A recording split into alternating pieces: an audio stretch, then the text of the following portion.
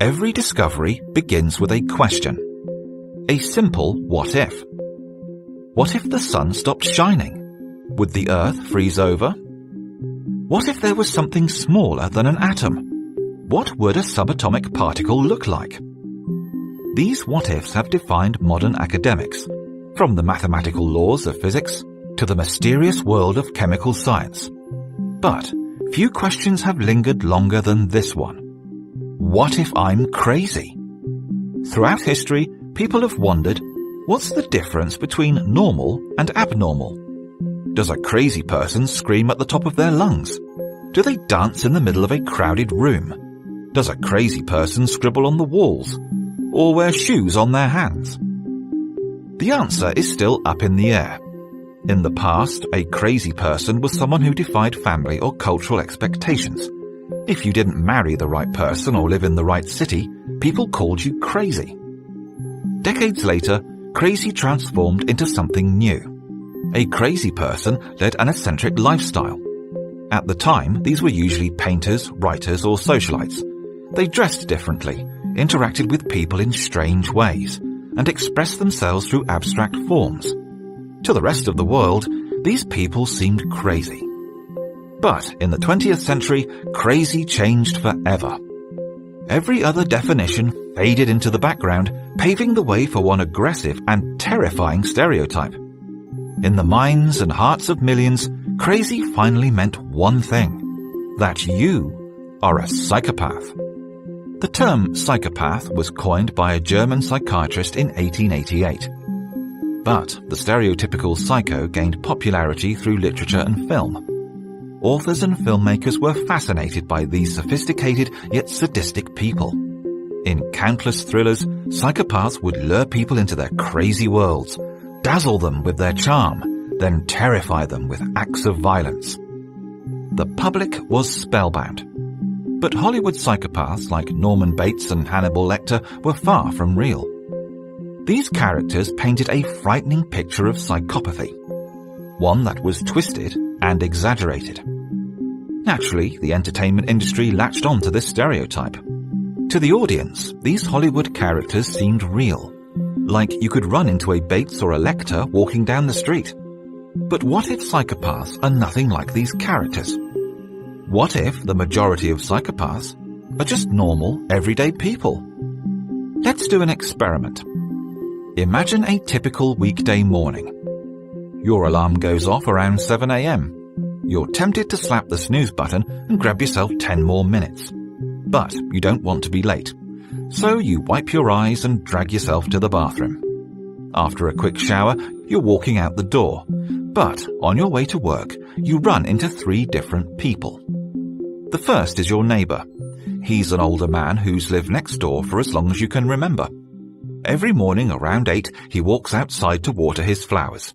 You smile and say hello. In response, he delivers a charming one-liner about the weather and laughs along with you. You think to yourself, what a nice man. Next, you spot a woman taking donations. You're sitting in traffic when you see her standing on the corner. She's holding a bucket and a sign advertising for a good cause. Catching your eyes, she walks up to your window. You feel a little guilty, like anyone would, so you dig through your wallet. You drop a couple dollars into her bucket and she thanks you. As you drive away, you feel like you've done something good. You think to yourself, I'm glad I did that. She's a good person. Last but not least, you see a homeless woman pacing outside your office. You just stepped out of your car when suddenly this woman runs right up to you. She's got dirt in her hair and this wild look in her eyes. She shouts about something you can't really understand, so you do the only thing you can think of. You run away. You duck into your office and think to yourself, wow, how crazy can you be? If I told you that one of these 3 people was a psychopath, could you tell me which? Most people have no trouble choosing the craziest person. You have an image of what crazy looks like in your brain. That homeless woman checked off all your boxes. But the truth is, she's not a psychopath. She's loud and uncomfortable, but not a psychopath. In this experiment, only one person fits the bill. It's not the homeless woman or the person taking donations. It's most likely to be your neighbor. He's the only one who displayed a key characteristic of psychopaths, in this case, superficial charm. So that brings us to our big question. What does an actual psychopath look like? And how do you test yourself? Before we take a closer look, there's one thing you need to understand. Psychopathy is not black or white. It's not a yes or no question. It's a spectrum. Think about psychopathy like a person's height. You can be tall, you can be short, and you can be everything in between. But you can't have zero height. In the same way, you can be extremely psychopathic, or just a tiny bit. But everyone falls somewhere on the spectrum. The challenge is testing that spectrum. The human personality is complex and diverse. Everyone has a unique combination of traits that make them who they are. Each personality is like a Rubik's Cube, scrambled in just the right way.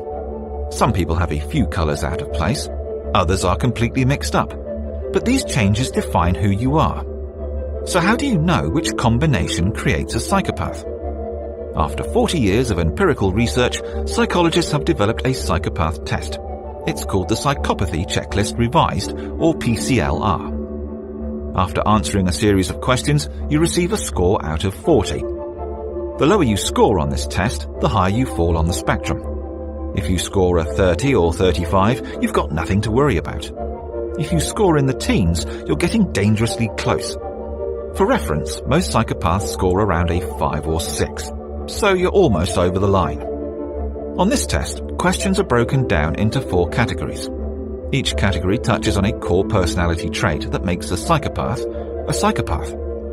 As we explore these categories, keep one thing in mind. This scale does not measure the Hollywood psychopath. We're talking about people like your neighbor, the man who waters his flowers every morning.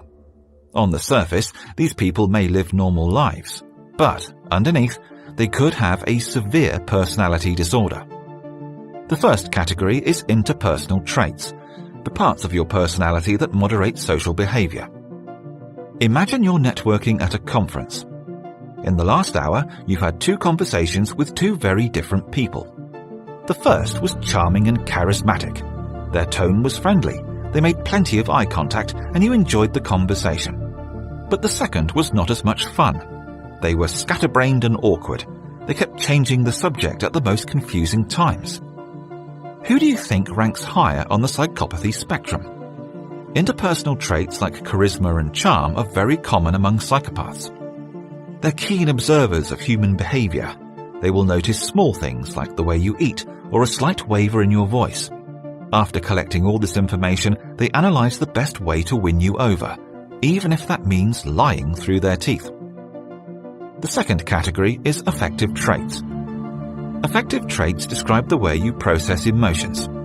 This is a huge problem for someone high on the spectrum. Things like empathy come naturally to most people, but psychopaths cannot walk in another person's shoes. Imagine, for example, that you take advantage of someone. You steal credit for their work or use them to get ahead. When you think about what you did, it triggers a chain reaction in your brain. You realize you did something wrong and you feel guilty. Psychopaths don't experience that kind of emotional reaction. There's no guilt or remorse because they can only feel for themselves. Next on the psychopath test is lifestyle traits. Unlike the first 2 categories, you can see this one without any tests or scales, as long as you know where to look.